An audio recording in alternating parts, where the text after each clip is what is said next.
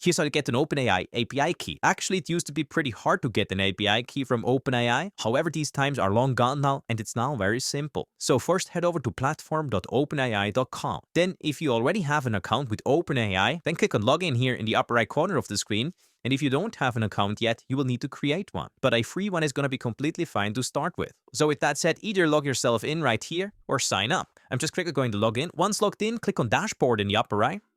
Then in the left sidebar, select API keys. And to get an API key from OpenAI now, so that you can finally build your dream app and get richer than you ever thought, or whatever reason you might have to get an API key from OpenAI, just click on Create New Secret Key here in the upper right. Then optionally give your key a name right here. Then choose a project name or leave it at default project. Select the desired permissions right here, and finally click on Create Secret Key. And just like that, you created your very first OpenAI API key.